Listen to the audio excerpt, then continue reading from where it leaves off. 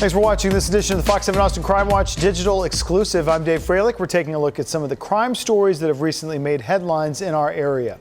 The charges have been dismissed against the man accused of organizing a large street takeover in South Austin 2 years ago. These street takeovers are defined as reckless behavior involving burnouts, drift driving, donuts, and ghost riding, where drivers climb out of a moving vehicle. Fox 7 Austin's Katie Pratt has the story.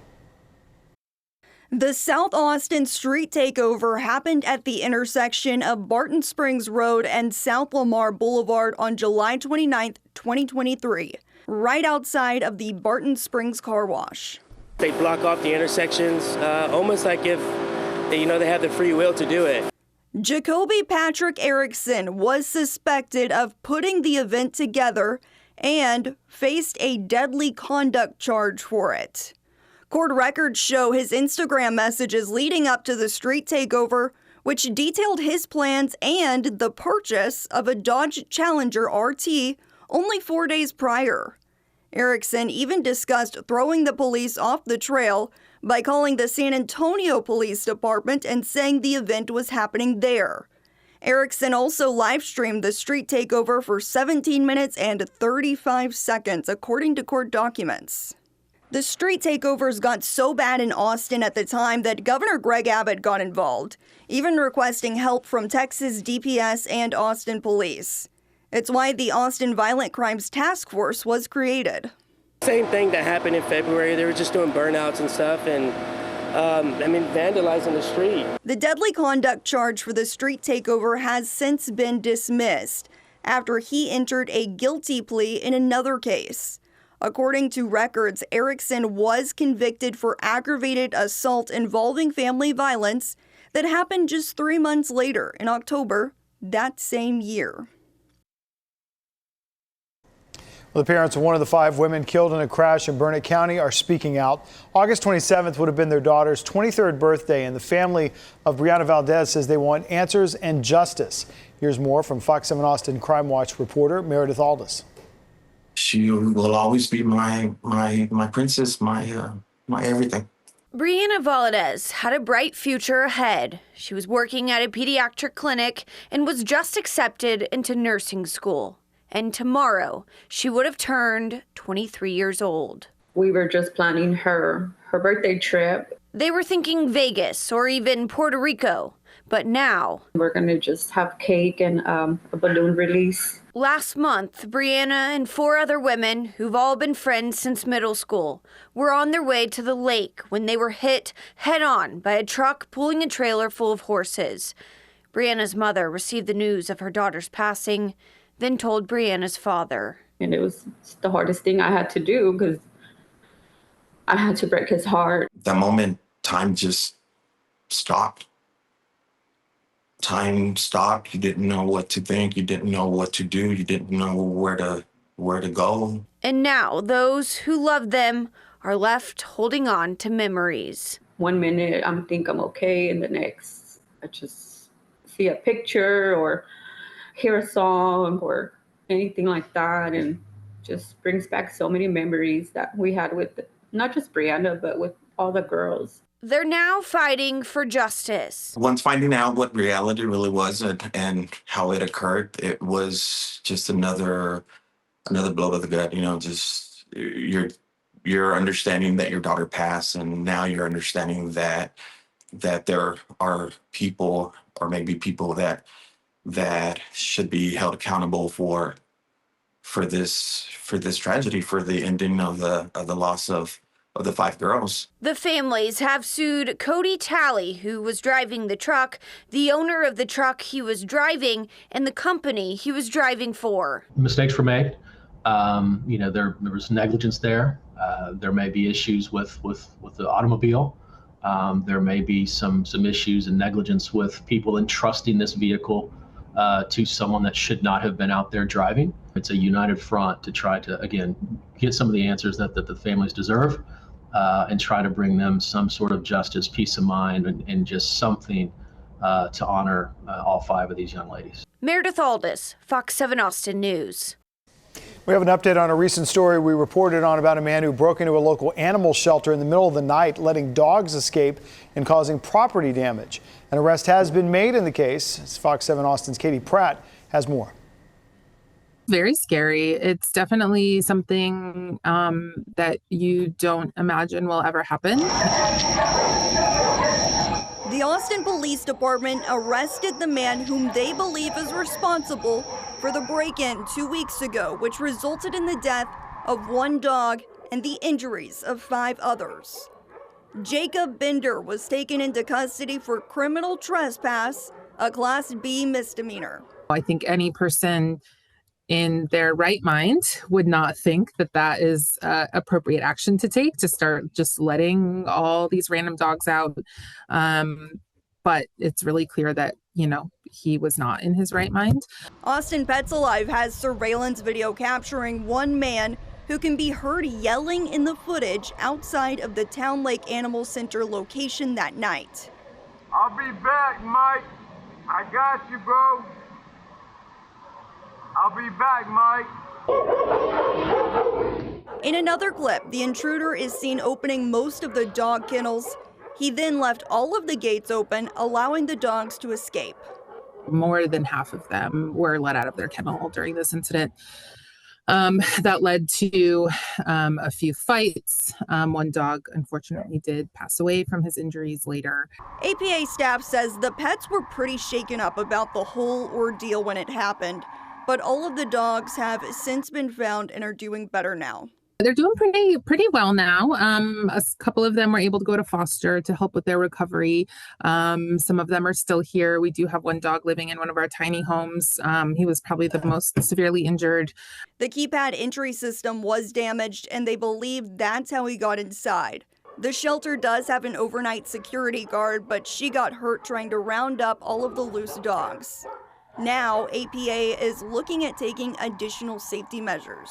We don't want to scare people away with our extra security measures, but we are looking at a lot of options right now, yeah. Bilbro added that APD's Animal Cruelty Division is working to tack on additional charges which could potentially upgrade the misdemeanor to a felony. The police did tell me that they were very familiar with him. Bender has about a dozen misdemeanors on his rap sheet that he's been arrested for in Travis County involving similar charges. Police say they haven't yet identified suspects from a break-in at a popular bar in North Austin. Aristocrat Lounge posted these pictures of broken windows. Happened around 5:30 in the morning on August 25th. The business says it didn't lose anything except for the window and some security cameras, but the Burnett Road neighborhood has been seeing a lot more of this kind of crime lately. If you know anything, you're asked to please contact APD. Frustration is growing for Austin business owners on South Congress as a string of burglaries led to the loss of thousands in cash and property damage. Here's more on that story from Fox 7 Austin's Marco Bittnell. They knew exactly what they were doing. They came in, they spotted where the cameras were.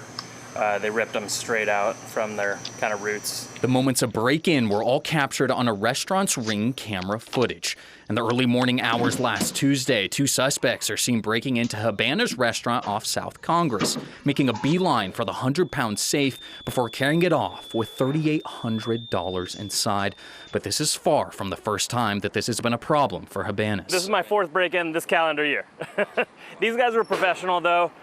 Usually I'm having trouble with vagrants, a lot of, throwing rocks through my windows or just trying to pop my doors with crowbars and take, items. These guys were fully covered. They kind of knew exactly what they were looking for as safe. They were in and out quick. Williams has since been working with Austin police over the incident, but they've had their hands full with a similar round of burglaries which have taken place over the last few months. They had told me this is a string of incidents. It might be the same couple of guys. I know they're targeting other retail and food businesses up and down Congress and on the east side. According to Austin police crime data along South Congress from Nellie Street to Ben White Boulevard, 42 burglaries have been reported since the beginning of this year, 10 of which have happened since the beginning of July. It's beginning to have some impacts on how businesses can serve their customers. It's definitely escalating. I don't know if you can see we used to have these really cool outdoor patios. Now we've had to sort of lock them up with fencing. And whereas before I would get maybe one incident a month, maybe now it's 2 a week. And a break-in at Joe's Coffee on South Congress 2 weekends ago has now led to the popular shop going completely cashless in hopes of stopping burglaries from being a common occurrence.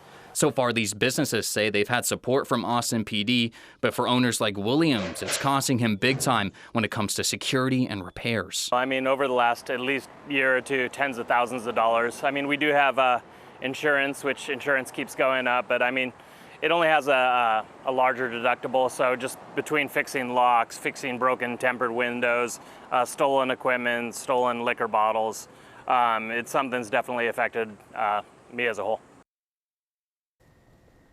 In North Texas, 3 bounty hunters are facing felony charges accused of trying to arrest a man for a crime he didn't commit. Here's more on that story from Fox's David Santindri. He said, "What's your name?" I said, Hussein Al-Sadi. Who is Hussein Al-Sadi, a 22-year-old aspiring barber whose family immigrated to the United States from Iraq in 2012? A more pressing question, who is he not? Well, he's not 23-year-old Hussein Al-Sadi, who federal investigators say is on the run in Iraq after cutting his ankle monitor while out on bond for capital murder by terroristic threat in Dallas. Did you know this person at all? No, I never met him in my life. Never even heard of him? Never. Still, 3 bounty hunters now face felony charges, including kidnapping, for wrongfully apprehending Al-Sadi, thinking he was the murder suspect. I'm a professional. Alan Hinton, the leader of the 3 bounty hunters. We'll get back to him momentarily. They just assumed it was me, but obviously they had the wrong guy. Al-Sadi was cutting a client's hair inside his family's garage in Richardson on June 1st. That's when a U-Haul van drove up. 3 black males jumped out with guns and took Al-Sadi, according to an arrest warrant affidavit. They threw 2 stun grenades and they just started aiming AR-15s on my head and to my brother's head. Home surveillance video motioning on only as the U-Haul drives away with Al-Sadi inside. They said, "You're wanted for capital murder by terrorism." I actually started laughing because I was like, oh my God, yeah, I have the wrong person. An arrest warrant says 3 bounty hunters working for the security firm, the Clandestine Group, were contracting for Brigham Home bail bonds to serve a warrant to Hussein Al-Sadi. Al-Sadi had posted a $500,000 bond through Brigham Home after being charged in a capital murder at a suspected drug operation in Northwest Dallas in February 2024. We refer to ourselves as fugitive recovery agents. Alan Hinton and his team told Richardson police through months of intel and confidential informants, he and the Brigham Home Bail Bonds Company thought Hussein Al-Sadi was their target. They had a 79% facial recognition match using an AI tool, according to an arrest affidavit. When Al-Sadi maintained his innocence, the bounty hunters contacted local police. We instantly made those calls to Richardson PD. So when did they ultimately realize that they had the wrong person?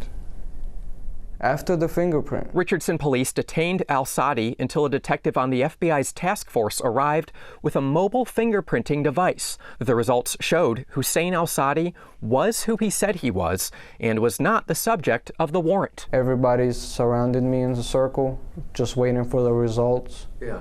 And obviously after the results, the officer told them, yeah, this is not him. And that's when you just see them get back in the U-Haul truck and then just drive off. A Richardson police detective spoke with the Dallas County District Attorney's Office and U.S. Marshals, both advising the detective that the capital murder suspect fled to Iraq after breaking an ankle monitor in August 2024.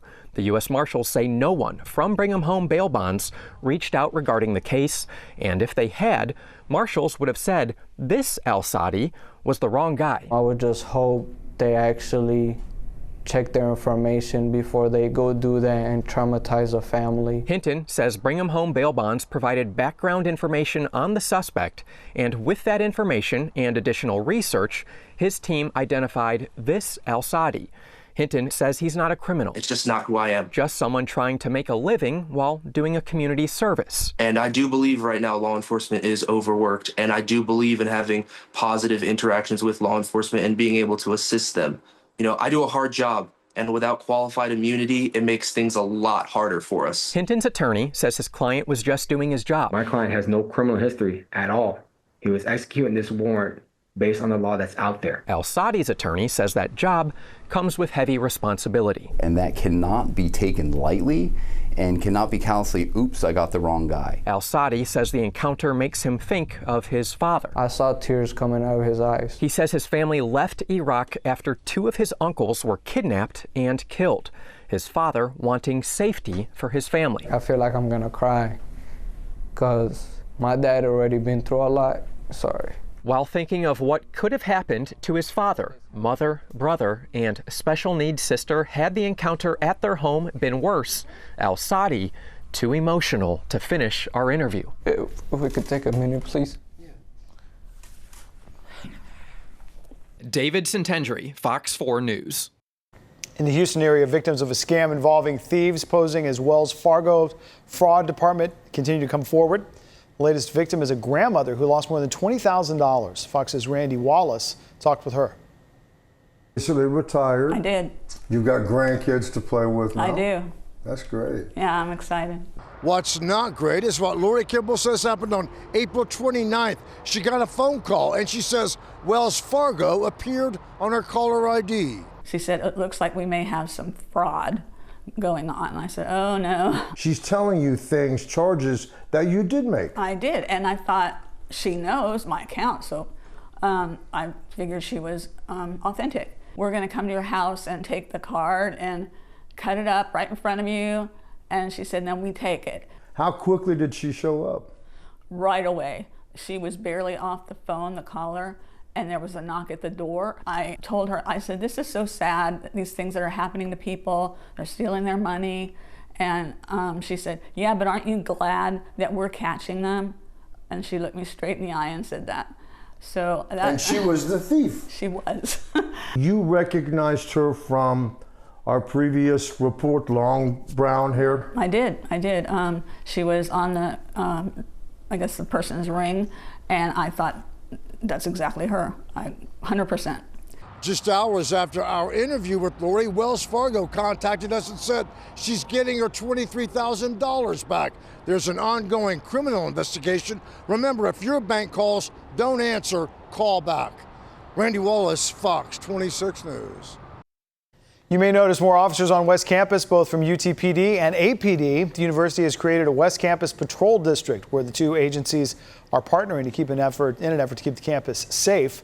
Fox 7 Austin's Angela Shen has the details. With the school year underway, UT West Campus is packed with students. This is a special population of Texans whose safety deserves special attention. UT announced the West Campus Patrol District.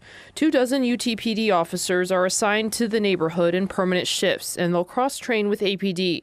There is also now a UTPD West Campus substation. Together, we work as a force multiplier to enforce laws and deter those who intend to break them. Safe Horns, a nonprofit dedicated to campus safety, has been advocating for this for years. It's really emotional. It means so much to us. The patrol district extends the western side of UT's patrol area to North Lamar. It was previously up to Rio Grande Street, but originally UTPD would still help APD as needed in that area. So there's always been this clash and this infighting of who's responsible. And we've always said we are collectively all responsible. And that makes me happy, especially being a female in a downtown city. Like, it was something I was worried about coming to UT, but I feel like I always can look around and see a police officer, a UTPD, somebody like that who I can turn to or within yelling distance if need be. Officers patrol on bikes, cars, and more. We are in one of the ATVs right now. This is one of the ways that officers patrol around campus.